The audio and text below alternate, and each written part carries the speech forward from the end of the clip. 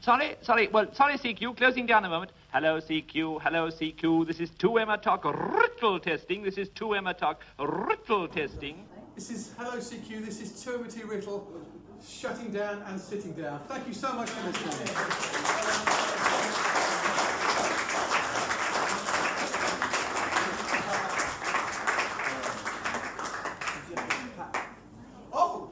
Do you know, I've forgotten the highlight of the evening. This is no problem. But we put together... No, don't touch. Unaccustomed as I am to telling the story, we thought it was important that there was something here inside the public house. So I did something. I never use 10 words when 300 will do. Is Mike Plant there? Where's Mike Plant hiding? Hello, Mike. Well, Mike there, the man in the corner, is sort of responsible for fixing everything I write, because I do like an apostrophe and a hyphen in all the wrong places. So thank you, Mike, and a big thank you. Thank you to Steve for filming tonight and doing the colorisation. But what I've done here, Raj, is, well, this is a photograph and a frame, and this basically says this building was once called the Cock and Bell Public House. There's the pictures, all lovely in colour, and that's the story of your building.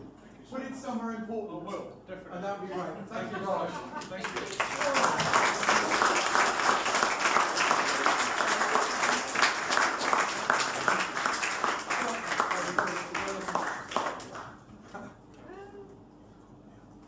I'm trying to breathe in and not show the curry steak. Could we have all the chefs round? All the chefs. Come on, guys, everybody in. And the waitress. Come on, the girls, everybody in. Come on, girls, come on. I don't get much chance to do this without being involved. Can we just show our appreciation once again? Raj and the team have done a fantastic job of looking after us this evening. No, I'm told. I think we should show our appreciation one more time.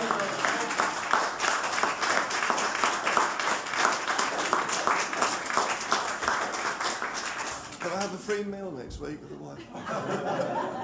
Sympathy of the press. Come on, then, Anthony. Very much. One more for Anthony. Big smile. Come on, big smile. Everyone say chicken tikka massage. Thank you. Thank you, Raj. It's been a fantastic evening. Thank you. I really do. No, just one more from The Voice.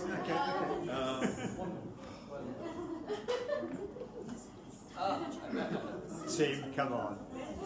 There's the black colour. Go for it.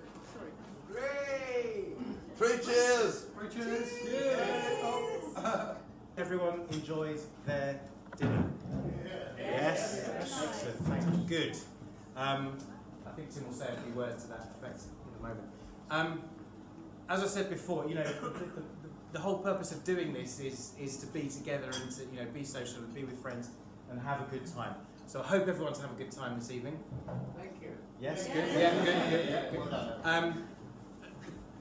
Small administrative matter, we have a talk on this coming Wednesday, the 25th, so please do come along to that if you're interested.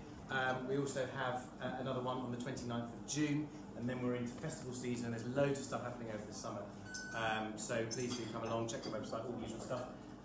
We hope that come the autumn term, come October, we'll be back doing this sort of thing regularly. We'll be doing the talks regularly, socials, all the usual stuff. So, you know, I think the worst of COVID is behind us now, thankfully, and we'll be back to, as I said, being together.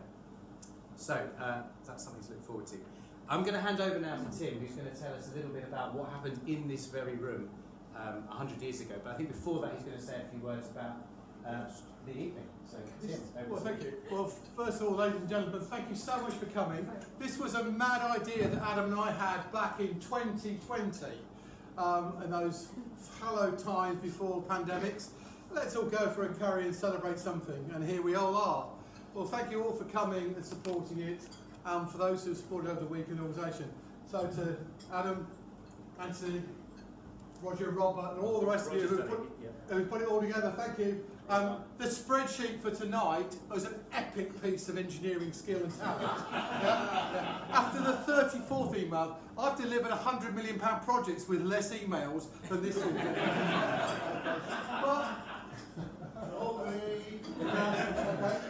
And delivered them over time and over budget, but that's another story. Okay. Well, look, first of all, huge thank you to the team from CSES. This is the Chelmsford Science and Engineering Society evening, which we usurped for this 100th anniversary.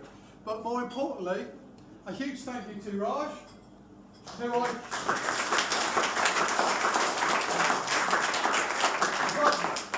he's just the boss for the entire team who've made it happen tonight. Chefs, staff, waiters, ladies behind the bar. Thank you so much. It's been superb.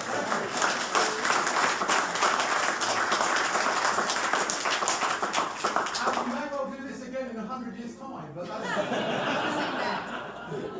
well, look, one of the reasons we're together tonight is to make friends and to communicate and to talk, and that's really where I'm going to lead with just a little bit of a chat. I'd like to introduce you to a friend of mine. Here we are, pull his picture with me. So this is Captain Peter Eckersley. You can see around there. We'll put this at the front so you have a little look. I'll leave it up there for the time being. In this very room, 100 years ago, this man and a small band of engineers, and here they are in glorious Technicolor, many thanks to the man laying on the floor, which is Steve, who did the colorisation. It's random, but there we go. So this is the Writtle team. So these were all young men and a young woman who actually were based in Writtle, just down the road at Lawford Lane, in the Marconi Wireless Airborne Telephony Research Group. To all those who are not engineers, which is most of you in this room, let's be honest, that means they were developing radios that could use speech. Because before this, before 1920, before 100 years ago, it was all Morse code. Now Morse code's great if you're an experienced operator. If the Titanic's sinking, CQD, SOS, please come and save us, and 730 saves. But for all the people here who just want to hear something, it didn't exist. There is no radio and internet. In 1919, this team arrived here by coincidence. Down in the field across the way there is a hut that is free because it was a Royal Navy Air Service squadron mess. Obsolete, it was empty. The airfield long closed at the end of 1916. They take it over, and this group of young men and one lady come to Writtle to develop the new generation of radios to allow all you lot to go on holiday on your aircraft. Because this is the birth of these people of civilian aviation. Because to fly an aircraft, I've got a very good friend over there who's a pilot, you need things, a bit of talent perhaps, but you need radios, you need direction finding. These men and this woman will invent all that here in 1919, 1920. And this building, which today is a very excellent Pakwaan restaurant, but once upon a time, it was called Ye Old Cock and Bell Inn. It's one of the oldest pubs in Writtle. We know this pub was here from 1573. You can do the maths. And indeed, down here, we'll actually pass this round. We've got some images of the pub, and these go back over 120 years. So there you go, that's where you live. You can pass them around the tables. This is the Ye Old Cock and Bell. It's been a coaching inn. It's been a house to house soldiers through several wars. But when the Writtle engineers come here, they've got nowhere to live. The landlord here from 1892 was Henry Munsey Beeson. And indeed, this lady here, Elizabeth Beeson, is his daughter. His other daughter will marry this man, Edward Trump. They all live here. They live above the building, and when this place is full, two of them live across the road in a house called Theodora. So this becomes the home for the Writtle pioneers who were doing civil aviation. Now that's quite an important story. If you'd been here on June the 15th, 1920, 102 years ago, in the bar just over there, because this is a nice new shiny bit, but the original bar is over here, you'd have heard this man. This is Edward Trump. He's going to marry her daughter in this pub in 1927, but he's built on the bar here a radio, a wireless in that terminology, and they're going to tune in, and actually because he's an expert, he's actually built an amplifier, they're going to have a horn speaker, and they're going to listen to a concert from Chelmsford. Doesn't sound much today, it's 3 miles away, but a very famous singer, Dame Nellie Melba, the biggest star of her age, is going to perform for one night, sponsored by the Daily Mail newspaper. And in this pub, all the inhabitants of Writtle gather in the pub and outside the windows to hear this magical thing called radio, because nobody ever heard it. The biggest star singing Home Sweet Home, Nimsel Sylvain, which is a real barn turner, and God Save the Queen, twice. Shut up. I know who's that gigging down there. This is really the start of it all. The genie is out of the bottle. All over the world, Melba's voice from massive masts in Chelmsford is heard. They hear her in Denmark, and in Scotland, and in America, and across Europe. Thousands of people are tuning in, just as the family did here on the radio set, playing in the streets. People are literally blocking the road to listen to Melba outside the Cock and Bell Inn. Everyone thinks this should be the start, because this is an amazing event. You could hear music and words from an opera house. Nobody ever heard this before, because it's just Morse code, the dot dashes. There's going to be a bit of a period of time when there's a problem. The Chelmsford station is incredibly powerful, and when it's transmitting a nice concert from Melba, or Dame Clara Butt, or Lawrence Melchior, the huge stars, for the younger people, well, actually, not even it's the Michael Jackson of their time, or the Beyonce of the time. These people were bigger and more famous. There we go.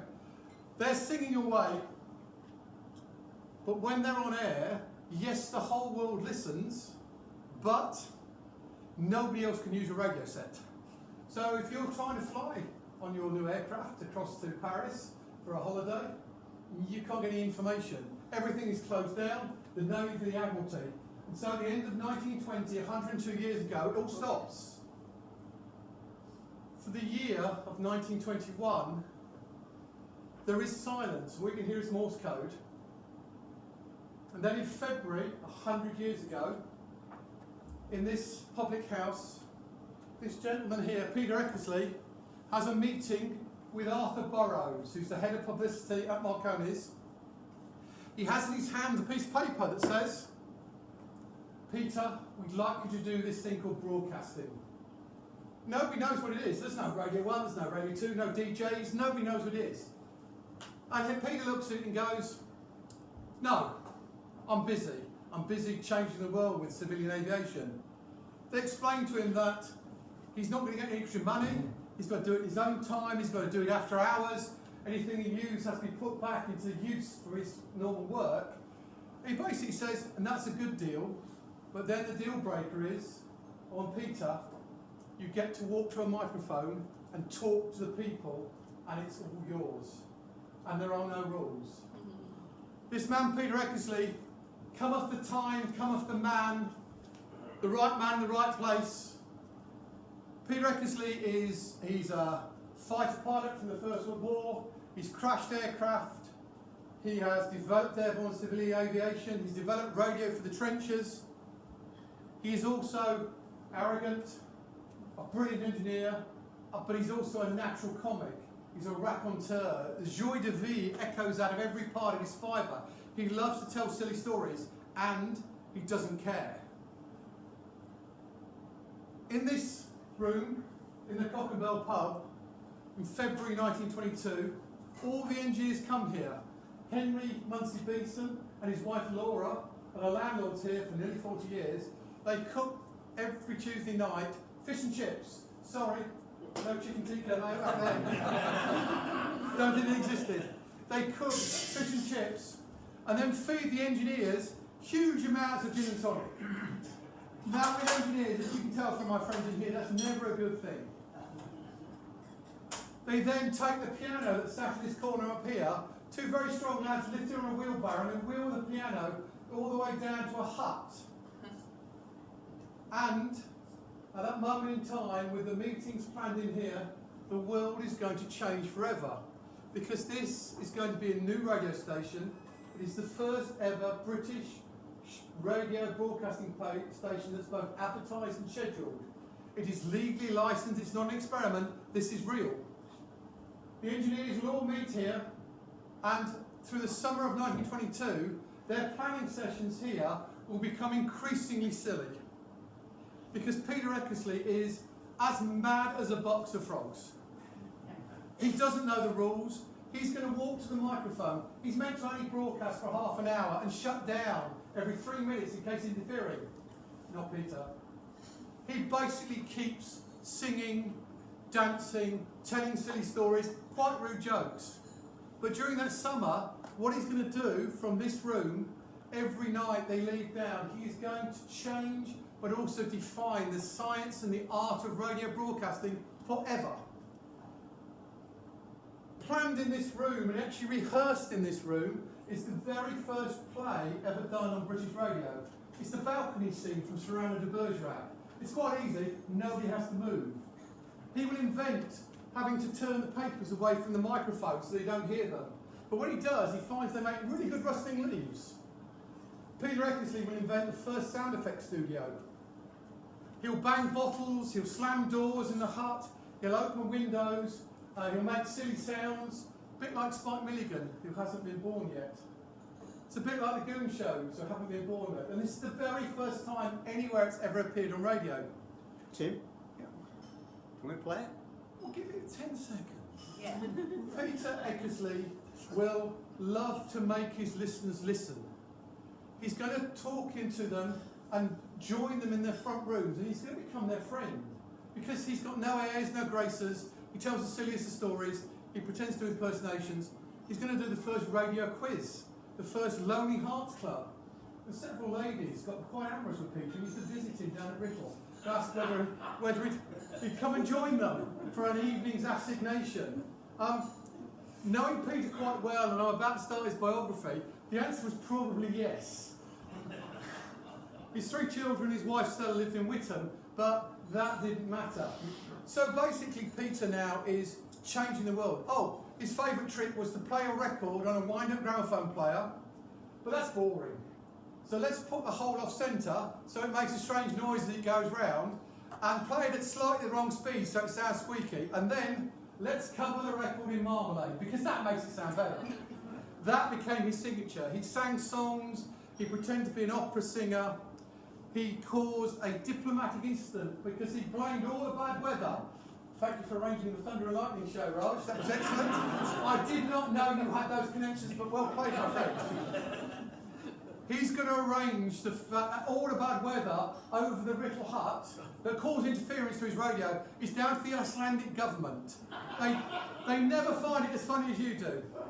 But it's even better, everything else was the fault of the directors of the Great Eastern Railway, including him being late for most of his meetings and jobs. Oh, Peter had one tool that he loved, which was a toothbrush. He'd clean his teeth, he'd brush his eyebrows, comb his hair, brush his suit, clean his shoes, put it in his pocket for tomorrow, because that's what engineers do. And also, everyone played odds and evens with Peter, based on whether his socks or his shoes were actually matching or not. So Peter is an incredible eccentric, a maverick. He's going to change the face of radio and define it forever. And what we're going to do now is be very quiet, because 100 years ago today, this is what Peter Eckersley sounded like. And he returns to the Cock and Bell for the first time in 100 years. Kirk, is that all right in there? Kirk! No? Not? Sorry, CQ, closing down a moment. Hello, CQ, this is Two Emma-Toc, Writtle testing, this is Two Emma-Toc, Writtle testing. Tonight, we have a most marvellous thing that's going to happen. We are going to receive Rome, that famous Italian tenor, what's his name? Gridlico is going to sing Non Puto Ferrore Pantifico, which being translated means, it's very difficult. CQ, the concert's ended. Sad wails the heterodyne. You must soon switch off your valves. I must soon switch off mine. Now we're going to receive it. There may be some atmospherics. There may be some jamming. There may be some oscillation. But hang on, CQ. We're just going to receive it now. He becomes so popular that Parliament won't sit when Eckersley is there.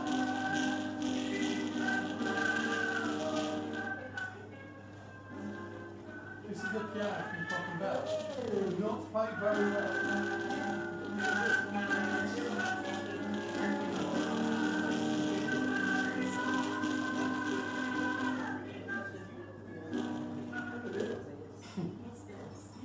We played that to some school children in England, and 100 years later, people still laugh and smile at this amazing man who's doing his thing. Because the world's no rules with Peter's. As the summer goes on, he gets madder and madder. But he's so successful, he becomes the first radio star. And by the summer of 1922, 50 other companies and organisations want to do what Peter's doing from the radio station. His call sign was 2MT, known because of the alphabet of the day's Two Emma-Toc Writtle testing. There was a meeting exactly 100 years ago, as of today, in London, with the managing director of the Marconi Company, Godfrey Isaacs, who, after a whole day of negotiating with people in extremely nice suits and smoke-filled cigars, they basically came to the conclusion that they needed one company to run broadcasting in Britain. After much debate and much gin and tonic, it was decided that company would be called the British Broadcasting Company.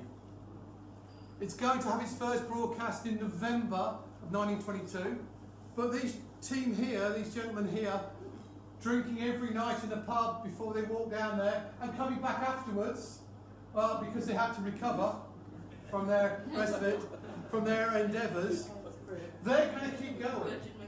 And they'll keep going through December and January as the BBC struggles into existence and life with its new call sign, 2LO, 2LO London calling. Arthur Burrows, the publicity director, the same man who tried to control Eckersley, has given up. He's taken the Queen's shilling and he's gone to the BBC. And the new managing director will be a tall, 6'6" Presbyterian Scotsman called John Reith. He's going to be the managing director of the BBC, and he's going to take no nonsense, such as silly songs and skits and jokes and humour and marmalade-covered records. But there's a problem.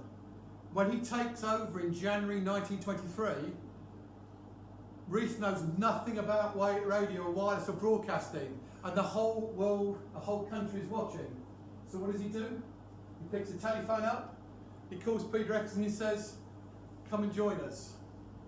Eckersley goes for a meeting on January the 16th, 1923, and agrees somehow that he's going to give up his job he loves in Writtle, developing airborne aviation, give up 2MT Writtle Station and join the BBC. And indeed, the concert on January the 17th is the last concert after 11 months of this amazing, maverick, crazy radio station, planned and born in this room and executed from the hut. Eckersley goes to the BBC. He knows he's the chief engineer, because guess what? He's the only engineer. When he leaves 8 years later, there are 730 engineers working for him. Every city in England has a radio station, and there are 10 relay stations for the smaller towns. He's invented the 5XX long wave station, international broadcasting, and the BBC can be heard with 5 different channels. It actually has 3 symphony orchestras by then, across the world and across Europe. And Eckersley walks away from it. I think as we all gather together as friends, new friends and old, and we are in this building with this amazing history back to 1550, 1573, and this is only one small moment in the history of the life of this building, but for me, as you can gather, it's a very important piece, because in this room, in that area there, generations of Marconi engineers drank from 1919 to when the Writtle site closed down in 1917, and that includes during World War II, when Christopher Cockerell came here. He will later invent the hovercraft. He came here regularly. He's going to invent and design the 1155 receiver, which will fly in every Bomber Command and Coastal Command aircraft through the Second World War, and actually up into the Vietnam War, developed in this room. The Writtle site will pioneer microwave communication, telecommunications projects, and radio communication projects. I came here as a young engineer, thinner and less grey. In 1983, I was here to the site closed down in the end of 1987. And this building then went through various changes until my friend Raj took it over. And hopefully tonight we're keeping that history alive a little bit. So as I bring my story to an end, what I'd like to do first of all is to everybody charge your glasses. And I'm going to drink first of all. Yeah, I'm struggling a little bit, guys. Yeah. It's disappointing, just a splash of something. Yeah. Something.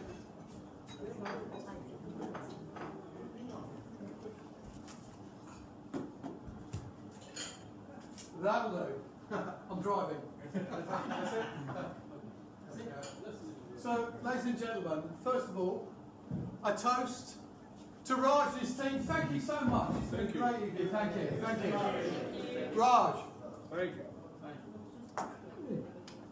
But more importantly, not that I don't love you dearly, more importantly, I've introduced you to some friends of mine. I've lived with these people for 40 years now. So these are the Writtle team. From left to right, Basil Neil McClarty, Harry Kirk, Rolls, the honorary Rolls, RTB Wynne, Harry Russell, Noel, Sir Noel Ashbridge, Peter Eckersley, Edward, Harry Trump, and Elizabeth Beeson, who faithfully left the pub every day to go and put up with Peter Eckersley's antics. Ladies and gentlemen, a second toast of the evening in the Cock and Bell pub where it all began. The 2MT team. Cheers.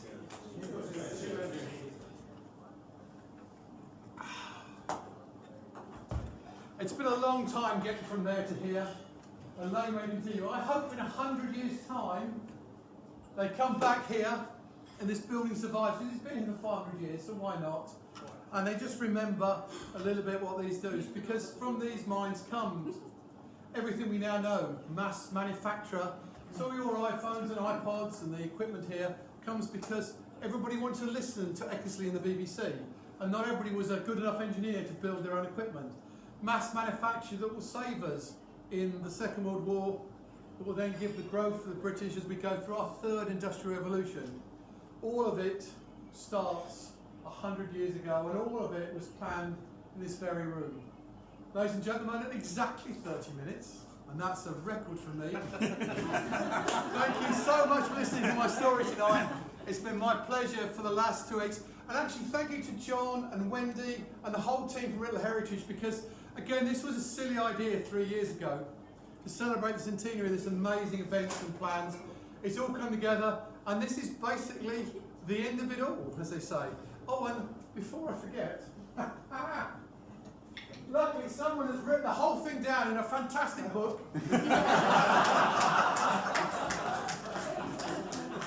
I thoroughly recommend it. There will be signed copies available when I sit down and fall out, because I've done this about 20 times this week and I'm beginning to flag. Ladies and gentlemen, thank you all for coming. Have a very safe evening. Enjoy the rest of your evening.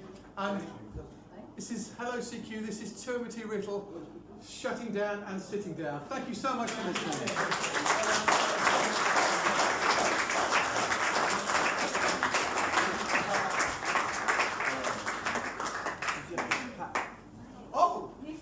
I've forgotten the highlight of the evening. This is no problem. But we put together. No, don't touch. Unaccustomed as I am to telling the story, we thought it was important that there was something here inside the public house. So I did something. I never use 10 words when 300 will do. Is Mike Plant there? Where's Mike Plant hiding? Hello, Mike. Well, Mike there, the man in the corner, is sort of responsible for fixing everything I write, because I do like an apostrophe and a hyphen in all the wrong places. So thank you, Mike. But what I've done here, Raj, is, well, this is a photograph and a frame, and this basically says this building was once called the Cock and Bell Public House. There's the pictures, all lovely in colour, and that's the story of your building. Put it somewhere important. I will, definitely. And that would be great. Thank you, Raj. Thank you.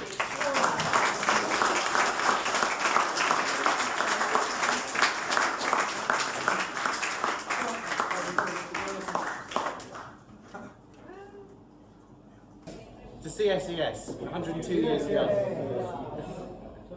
And the final, and I think most important toast, and as I've said a few times, it's really the theme of this evening, and it really brings together, you know, everything we've discussed, both the history and the story and now, and that is, of course, to being together.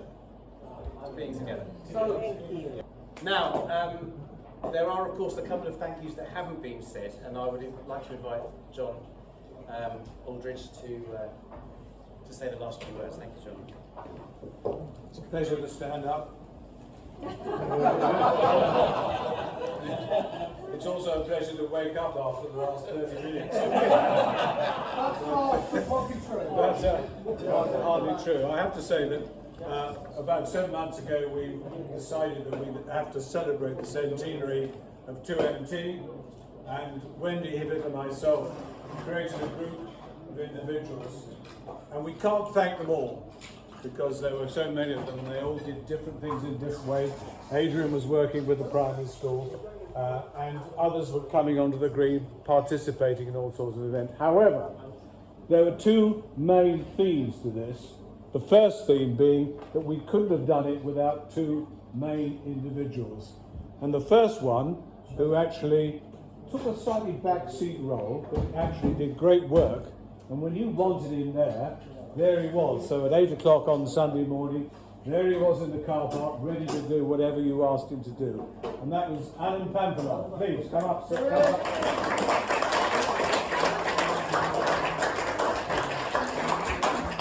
Thank you, John. It's a small token, in fact a very small token of our appreciation, but Alan's done a great deal of work and does it behind the scenes. He's been doing it in the past, and he's now going to invite me to his ghost tour in Chelmsford later this year. He hasn't said how much it's going to cost, but obviously the main speaker tonight also is a main player in all this.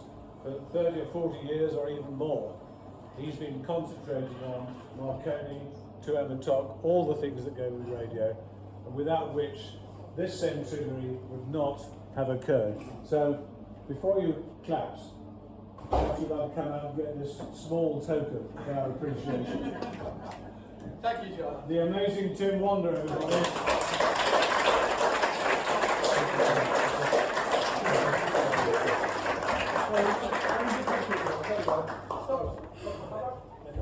Yes. You've got the camera.